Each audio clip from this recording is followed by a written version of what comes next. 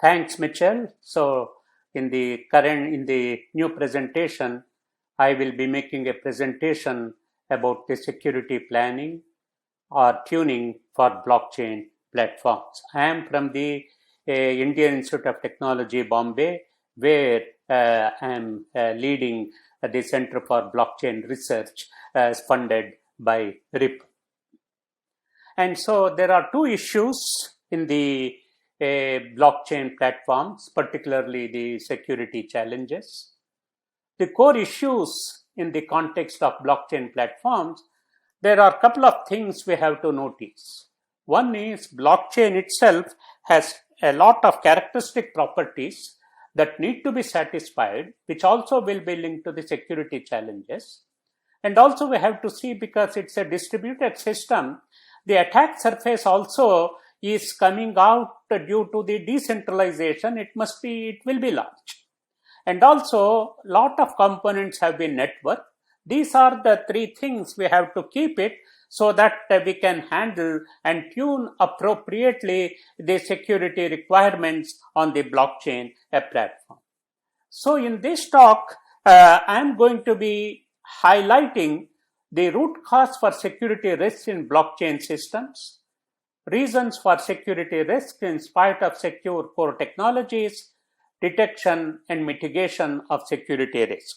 Because the time is only 15 minutes, I'll try to highlight the main issues and what is the way we have been working to help the industries to look at the security in the new blockchain platforms they are building.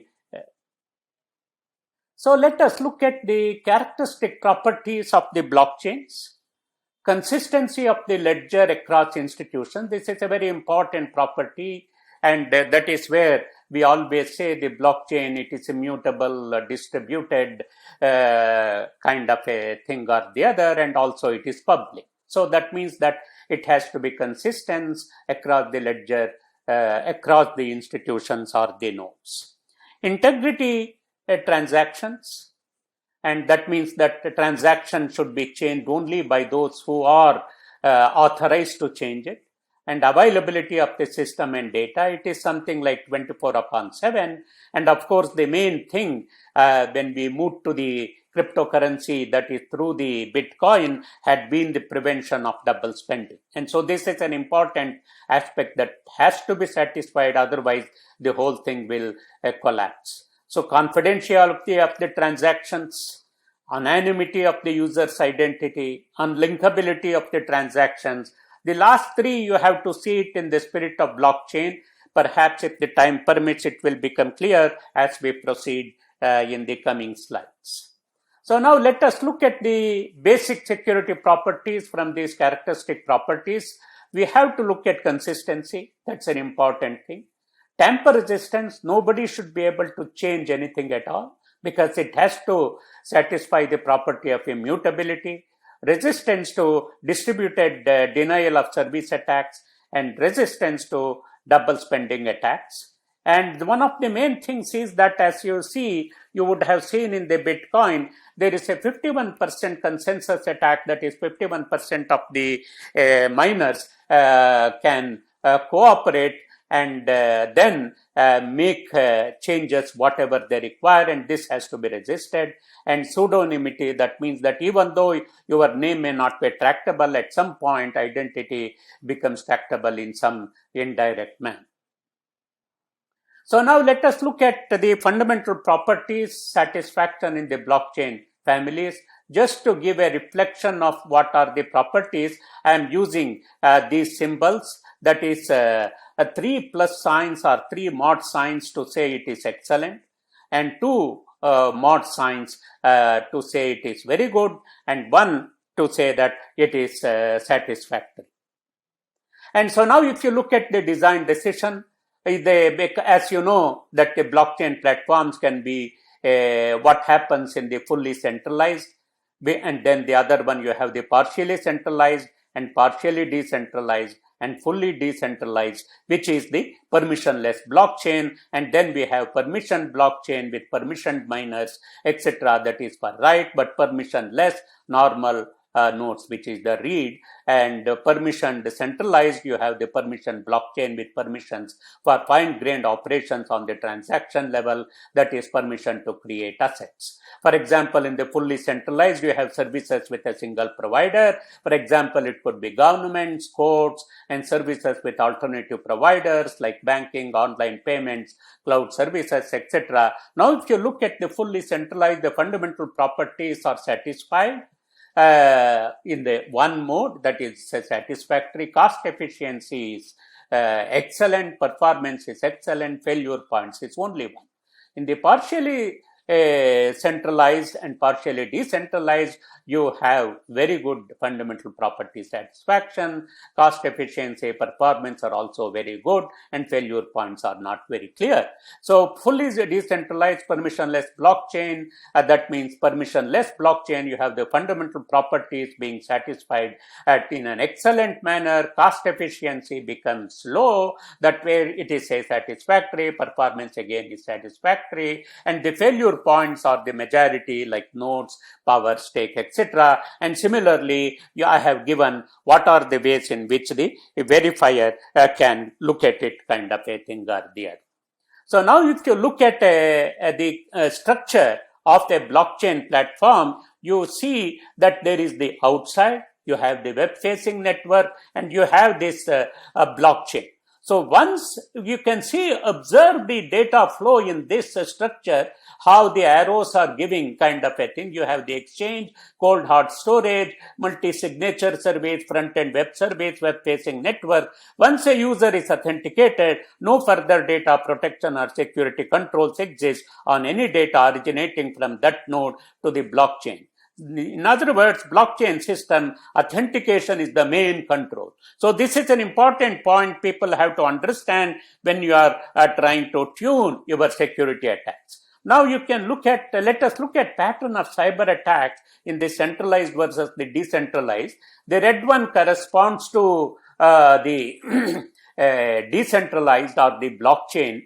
And in the centralized system, which is in blue, for example, normally one involves gathering information about target system without individuals or companies' knowledge, and there is no need in the context of blockchain. Characteristic is that most of technology and implementation details are open source and easily accessible. Similarly, scanning, there is no need in the blockchain system. Gaining access, attacker essentially needs to obtain access to target application and conduct malicious activity.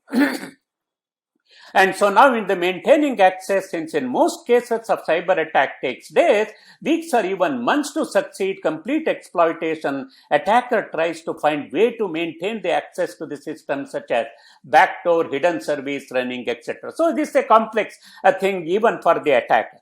However, in the blockchain system, there is no such need because the exploitation against blockchain would be simple, fast and quick, and it does not require multiple steps but simple transfer fund to one's own address. Hence, attacker does not have any reason to keep one's access within the system for later usage. And similarly, covering the track, there is no need because the transition record in blockchain is irreversible. However, there is no need for attacker to remove tracks after exploitation since all of data transition is anonymous. In other words, a system can trace and monitor malicious activity but cannot find actually who conducted the activity, kind of a thing. If you look at some of the laws due to the cyber attack against blockchain systems, it gives a flavor all the way up to 2018, and this is a thing that has been taken from one of the master theses from the MIT. And so now here, if you see difficulty in in securing blockchain platforms, now in the blockchain system, if you look at it, it has nodes, network devices, authentication service, dApps, wallet, web interface, key storage miners, mix of connected and centralized and decentralized system components make system. This makes system security more difficult and requires more security blockchain protection. A blockchain system must implement security protection for its components similar to that in the centralized systems. So now, what are the vulnerabilities and security issues in the blockchain? If you look at it, exploit should penetrate firewall IDS and bypass network monitoring to reach the application server. This is in the context of the centralized system. However, in the decentralized, like in the blockchain system, you can see that it is the authentication that means that you will be able to attack it. So threat modeling is the most important thing. You have several aspects like data spoofing, data tampering, DOS, privilege escalation, data exposure, data disclosure, neutralize non-repudiation. That is, non-repudiation occurs in distributed applications such as a smart contract. So correct smart contracts becomes an important aspect. Like these things lead to various attacks as I have tabulated in this table. I may not be going into detail for lack of time. And so now here, if you see, the vulnerability is exploited leading to attacks. You have the timestamp dependent Sybil attack, insecure implementation of the cold and hot storage, SQL injection, PKI pair theft, XSS attack, etc., kind of a thing. So now, what are the security domains in the blockchain systems? You have four. You have the endpoint, front-end server application, you have the real blockchain platform, and you have the distributed application. These are the four domains. And now you can see what are the ways in which attack has happened in these four domains. Now you see that the most important aspect you have to consider is the access point, and that is where one has to have a consideration if you want to secure your whole platform. Identified weaknesses, system security dependency, transparency and open forum, lack of vulnerability assessment, and absence of management, implicit hierarchy of decentralized system. These are the aspects that have made the security of blockchain platforms a weak kind of a thing or the other. For example, this, if you look at some of the ways in which Ethereum happened and how people were able to recover, etc., this picture gives a view of all the things or the other. Now coming to the myths of blockchain security, blockchain is immutable. That is what I said. Forking, you have 51% attack. So what is immutability? So you have user is anonymous. You use the public key infrastructure, cryptography, etc. So anonymity can be linked. Protection via transparency, inferences from data, code and smart contract. These are the issues. Hard to hack. Increase of threat surface and vulnerable points have become more. And you have various aspects of the myth of the blockchain and the demystification. That is what I explained in briefly to the other aspect or the other. And now, crux of the blockchain security lives in continuous running decentralized system, difficult to have contingency plans. Attack surface not bounded, nodes can come and go, several centralized controls of components, leaving the blockchain, most others are centralized. Essentially, the main thing that has to happen is in the threat modeling and the of the software components. And now here, if you see what happens or the other, and now here you see one of the best practices people use in the classical structure is this stride, pasta, Linden, attack trees, and these are the comparative structures. Comparative evaluation is also there. I'm not going into the details or the other. And now here you see what is the basic thing. The finally coming to mitigation of security assessment of blockchain systems, you have to have a architecture is the artifact, define goals and assets, loss identify cyber attacks and vulnerabilities, control action define system specification control actions, map control actions to security domains and threats, derive adverse consequences, map adverse consequences, specify security constraints and remediation kind of a thing. So to summarize, we have been working on developing these security assessment of blockchain process for the various applications that has been going on in the Indian context. And some of these have been recorded and have used the couple of other references what I have listed here. And with that, I will stop my presentation and I thank you for listening. And then also if you have any questions, please do let me know. I will be able to answer the questions. Thank you. Thank you again for listening. And coming up next is a presentation by Alex on collaborative filter. Thank you.